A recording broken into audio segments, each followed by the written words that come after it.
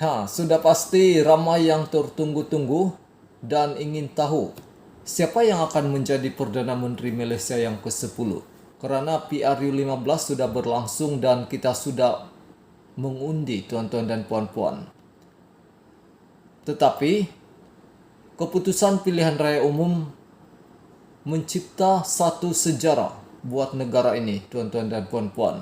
Apabila tidak ada satu pun gabungan parti yang cukup majoriti 112 kerusi parlimen untuk membentuk kerajaan. Situasi ini lebih rumit berbanding rekod PRU 14 yang lalu, iaitu pada tahun 2018, tuan-tuan dan puan-puan. Sekaligus meletakkan kedudukan politik negara berada dalam suasana tidak menentu. Berdasarkan keputusan yang diumumkan Suruhanjaya Pilihan Raya SPR di laman webnya, membabitkan 220 kerusi parlimen setakat pagi ini, Pakatan Harapan PH memenangi 82 kerusi. Jumlah kerusi terbanyak mengatasi saingan terdekatnya, yaitu Perikatan Nasional dengan 73 kerusi, sementara Barisan Nasional mengalami kekalahan terburuknya dalam siri PRU selepas hanya memperoleh 30 kerusi parlimen, diikuti Gabungan Parti Sarawak GPS 22 kerusi dan Gabungan Rakyat Sabah GRS 6 kerusi. Manakala Parti Warisan Sabah Warisan 3 kerusi, Parti Bangsa Malaysia PBM 1 kerusi dan Calon Bebas 2 kerusi. 2 kerusi parlimen masih belum diumumkan, iaitu Parlimen Baram di Sarawak yang ditunda proses undiannya. Ekoran situasi cuaca di sana, sementara kerusi Parlimen Padang Serai Tarik Membuang Undi juga ditunda selepas kematian salah seorang calonnya yang bertanding sebelum ini. Di sebalik keputusan yang teruk diraih Barisan Nasional, khususnya UMNO kali ini, Perikatan Nasional yang pertama kali menyertai PRU sebagai gabungan parti politik mengungguli kedudukannya di kerusi majoriti Melayu, tuan-tuan dan puan-puan. Selain membina dominasi kukuh di peringkat kerusi parlimen di Kelantan, Terengganu, Perlis, Kedah serta Melaka. Perikatan Nasional menyapu bersih 14 kerusi parlimen di Kelantan dan 8 di Terengganu menggunakan logo PAS. Selain membentuk kerajaan negeri di Perlis selepas memenangi 14 daripada 15 kerusi Dewan Undangan Negeri DUN. Di Perak, PN juga berpotensi memimpin kerajaan negeri jika dipersetujui Barisan Nasional untuk bergabung selepas memperoleh 26 kerusi DUN. Sementara Barisan Nasional 9 dan 24 kerusi DUN dimenangi Pakatan Harapan. Justru melihat keputusan PRU 15, khususnya di peringkat parlimen, fokus hari ini adalah sudah tentu terarah kepada persetujuan parti-parti politik untuk membentuk gabungan kerajaan bersama, tuan-tuan dan puan-puan.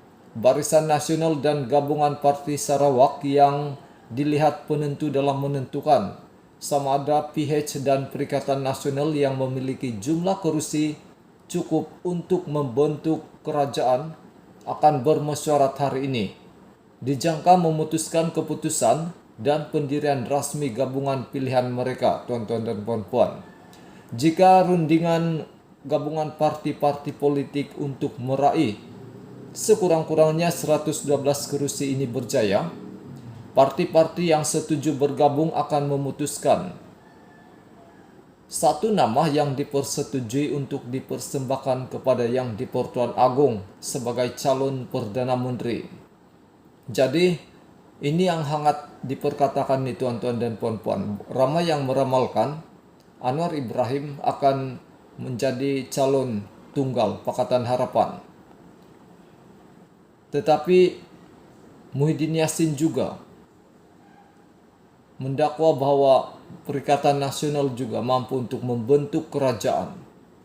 Jadi ini yang menggusarkan hati rakyat, yang membuat rakyat berdebar-debar ingin mengetahui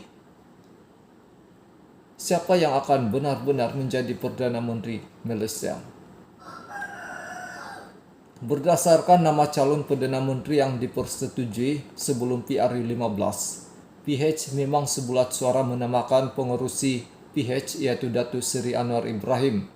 Sementara Perikatan Nasional mencalonkan Tan Sri Muhyiddin Yassin yang juga pengerusi Perikatan Nasional, tuan-tuan dan puan-puan. Namun, jika rundingan gabungan parti membentuk kerajaan ini gagal memutuskan seorang calon untuk dipersetujui sebagai Perdana Menteri, tumpuan akan mula terarah kepada Istana Negara dan dengan SPR juga dijadwal akan menghadapi Yang di-Pertuan Agong hari ini bagi mempersembahkan keputusan rasmi PRU 15, tuan-tuan dan puan-puan. Yang di-Pertuan Agong juga dijangka memanggil kedua-dua parti untuk menghadap bagi baginda mendapatkan kepastian sendiri daripada ketua-ketua parti mengenai gabungan blok parti. Dalam pada itu, Yang di-Pertuan Agong turut mempunyai kuasa dalam memilih Perdana Menteri.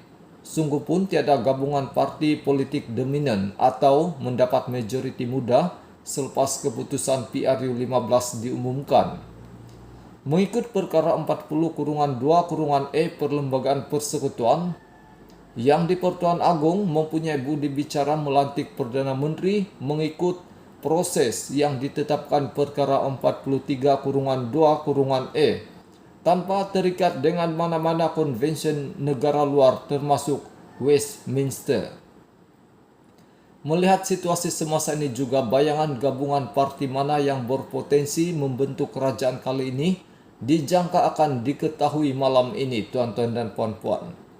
Seawalnya petang ini, tapi kemungkinan besar memang malam ini dijangka akan diketahui keputusan gabungan parti mana yang berpotensi membentuk kerajaan, tuan-tuan dan puan-puan.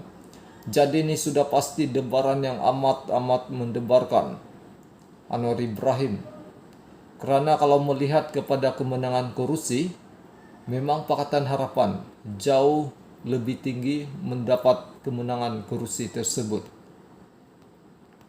Dan tuan-tuan dan puan-puan, kita sebagai rakyat Malaysia terpaksa menantikan dengan sabar keputusan yang begitu mendebarkan ini. Kerana PRU 15 kali ini memang satu rekod yang cukup mengejutkan. Memang tiada satu parti pun, parti gabungan yang cukup majoriti 112 kerusi parlimen untuk membentuk kerajaan. Ini yang menyukarkan, sehingga kan target Anwar Ibrahim kemarin untuk mendapat kemenangan majoriti mudah tidak tercapai. Dan terpaksa juga kerajaan ataupun Malaysia ini akan menerima satu pembentukan kerajaan gabungan juga, tuan-tuan dan puan-puan. Cuma kali ini memang jika Pakatan Harapan yang menerajui gabungan parti, bermakna memang Anwar Ibrahim lah yang akan menjadi Perdana Menteri. Tetapi jika sebaliknya, kemungkinan besar Muhyiddin Yassin yang akan menjadi Perdana Menteri ke-10 Malaysia. Jadi kita sama-sama nantikan, tuan-tuan dan puan-puan, apa yang berlaku selepas ini. Terpaksa kita sebagai rakyat menerima keputusan itu dengan sebaik-baiknya, dengan lapang dada. Jadi kita akan sentiasa mengikuti setiap perkembangan situasi politik Malaysia hari ini, tuan-tuan dan puan-puan. Terima kasih dan kita jumpa lagi.